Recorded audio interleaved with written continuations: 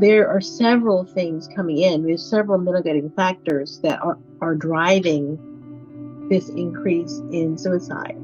We've just come out of COVID, where kids have been in isolation for the last 3 or more years.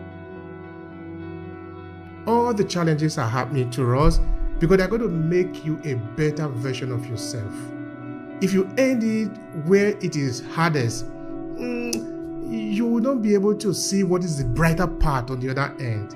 So give yourself the benefit of the doubt that this too shall pass.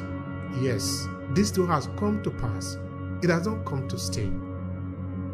It has to be more than just preaching to them. So what we do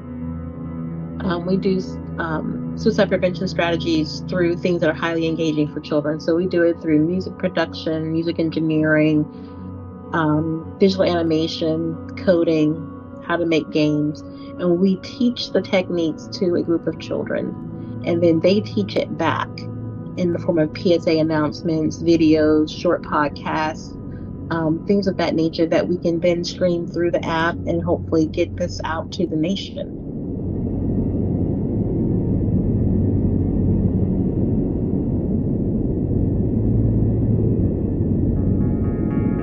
Was a group of people in my local community, and we babysat our children.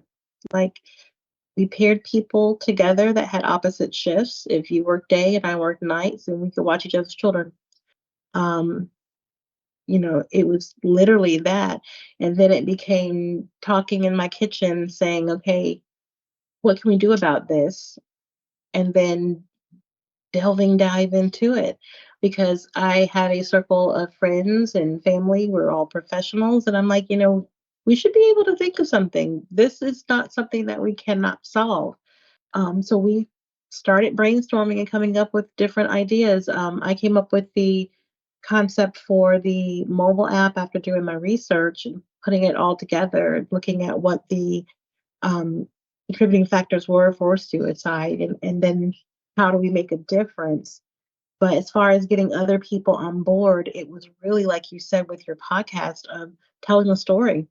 I told the story of my son's battle with bullying, and in a matter of a couple of days, I went from 300 followers to over 5,000 of other people that were going through similar stories. So I found out that I wasn't alone, that my child wasn't alone, that this is actually a common problem. And then when we could put it in that perspective, I said, let's change this narrative. So many times what you see is awareness campaigns, and they're telling you that this is how many people attempt suicide, or these are how many children attempt suicide. But I don't see conversations about what are the solutions. What can we do about that? How can we make that stop? So when I started having the conversation of, okay, you can talk 1 or 2 minutes about what the problem is, but after that, I want this conversation to move to what do we do to solve it? And then I did not take no for an answer. I contacted the people that are decision makers at key companies, and I made appointments. I talked to legislators, and I said, we're going to fix this. We're going to do our best to fix it. If we can't fix it in the world, if we can't fix it in the nation, then we can at least fix it here.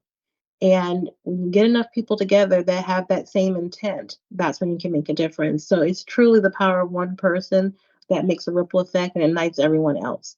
And then just coming up with different ideas. So now we have over 80 companies connected with my organization, and we are actively coming up with solutions together. We have started mentor programs. We have the counseling agency. We have the mobile app. We're working on 2 video games to train kids on peer support. So we are looking at the problem, analyzing it, and then coming up collectively with solutions. And I would like to also put out, we're doing it unfunded. Sometimes people wait for funding or wait for the right time. There's never a right time. The only right time is now. So what we do is volunteer based.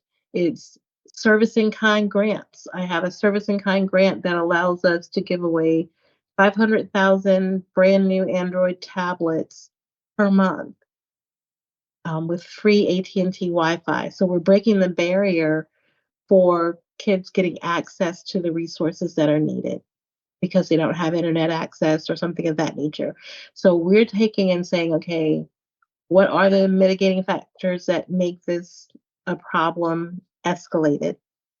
And how can we break down those problems on whatever level we can with the resources that we can? And when we have the combination of the story, the face, forward thinking, solution minded conversations and discussions, and we keep having those discussions. We are having those discussions in corporate spaces, we're having those discussions in mental health agencies, in community forums, and parent to parent talks. We're having those discussions online, and we're saying to our local legislators, our local leaders, whether it's the county, the city, or the state, or the United States, um, we're saying we as parents cannot afford to lose this generation, and that's what we're doing. We had 1.3 million children attempt suicide between 2020 and 2022, just for that short span of time during the pandemic. 65,000 of those kids actually committed suicide, actually were successful in ending their lives. Um, and it's gotten to just enormous rates to the point where suicide among teens and young adults ages 14 to 24, according to the Department of Defense, has reached a level that it's impacting recruiting for military. That's a national security risk. And me as a parent, that tells me we're losing an entire generation of children. We can't let that happen. We can't wait for someone else to fix it. We have to do it ourselves. So this is us saving ourselves. This is parents coming together and doing whatever is necessary to get our kids' attention, to let them know that we hear them, and to give them the tools and techniques and the framework and the mindset of what they can do to handle challenges and not to think that suicide is the answer, because it's not. And I think a lot of times kids don't realize that suicide is a permanent solution. They're looking at games and you can reset and you get new lives. But that's not how it works in real life. And we need kids to realize that in a real tangible way. That is a very important point there. Anyway, I'll come to that. The idea that it looked like a game, but this is not a game, this is real. You see, just now I was reading an article, and let me see if I can share with you. I think that is coming from the American Psychological Association, which says that more than 20% of teens have seriously considered suicide. And of course, on that there you read that the most alarming trend in recent years has been a sharp rise in suicide. And of course, this case they are looking at among Black youth aged 10 and 24. That for me is alarming, is truly alarming. Okay, I understand that you are not focusing only on African diaspora or maybe on only African American. We care about all lives. All lives are important. But for a small section of the population like that to have that percentage, I think it is staggering. Now, I want you to tell me, what do people feel? I mean, not the young people now, not the teenage people. I'm talking of the adult. What do they feel when they see statistics like this? That a lot of young people are just wasting away. They're just decided to take their life as if it's a game, like you said. Only that this is not a game, but this is real. You are losing it never to come back again. What do you hear people talk about? Good question. I think what we hear people talking about is everyone acknowledges that it is a problem and that it's reached national security levels. Um, the highest number of suicides is actually among elderly, but I think that, like I said, every population is actually impacted, and in certain areas, it has reached extremes, like the 20% number that you're talking about with African American or Black youth. It's a stark increase because that wasn't the case before, maybe 4 or 5 years ago. It was very rare to see that in our community. So now we're seeing it more.